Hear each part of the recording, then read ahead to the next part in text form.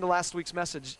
Tom posted it to the website this morning, I noticed. But listen to last week's message if you want to hear all about that stuff. But if that's not motivating enough for you, at least be motivated by this. Zacchaeus was happy when he gave all his stuff away. Here, I got to tell you something. I am convinced of this. I think most of us understand what Jesus does for people. We understand that when you get a relationship with Jesus, he changes you. We understand that. We understand that when you begin to encounter the Bible and begin to obey what it says, it makes you a different person. It introduces a level of guilt and a level of shame to you that even though Jesus forgives you from all that stuff, you start with the sense that I have missed the ball for a long time. And we don't want our friends to have to go through that process of going through, I failed, but Jesus gives me grace. And so I think a lot of times we protect our friends from Jesus.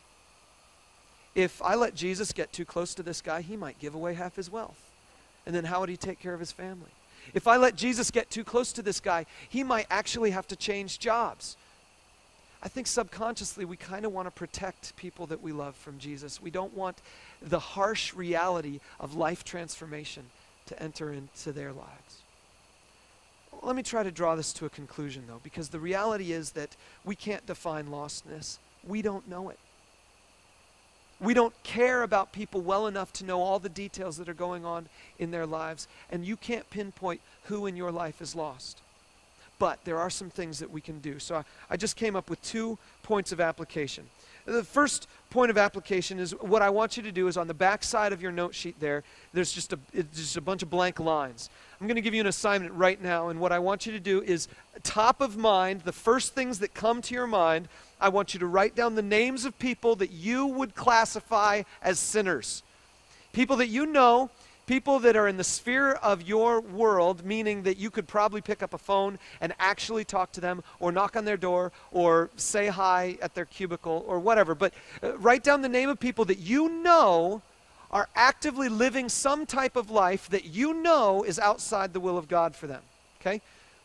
You might have 10, you might have 100, you might have 1, you might have none. But, just put down some names on that list that you would classify as sinners. You're not being a judge. You're just saying, okay, I think these names came to my mind. Okay, just go ahead and put them down.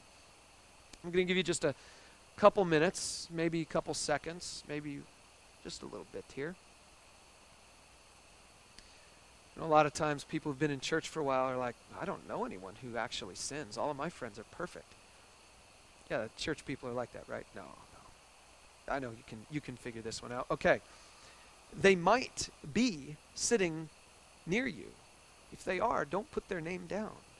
Just maybe an initial or something, or something to remind yourself. Give them a pseudonym. But, the person that you know who is actively. Okay, now the second category of person is the person who is a wanderer. They're sinners and they're wanderers.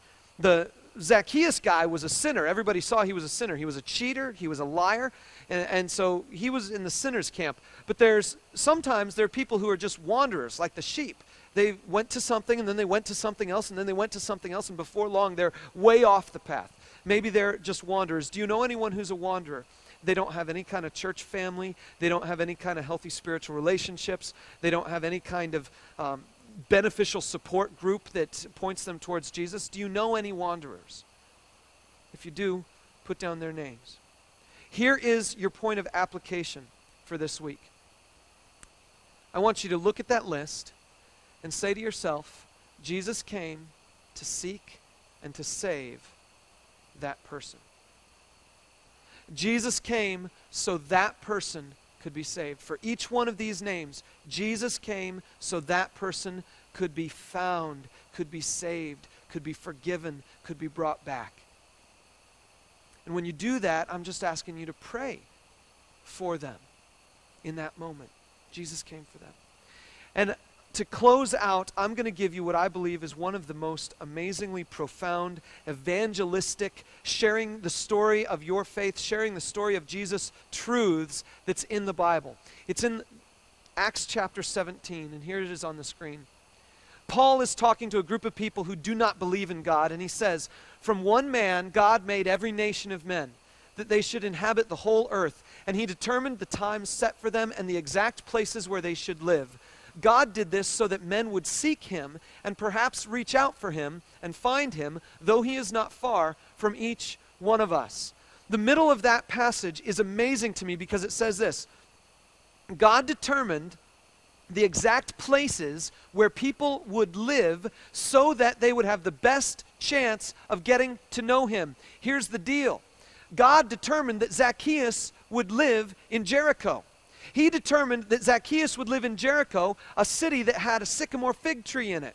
A sycamore fig tree that was next to a road. God determined that Zacchaeus would be in Jericho where there's a sycamore fig tree next to a road. And God determined that Jesus would walk into Jericho on that particular day, on a day when Zacchaeus was there, in a sycamore fig tree next to the side of the road, and that Jesus would walk up to that sycamore fig tree and see Zacchaeus there. And so all of this is telling us that God determined Zacchaeus was in this city because it gave an opportunity for a spiritual moment to take place.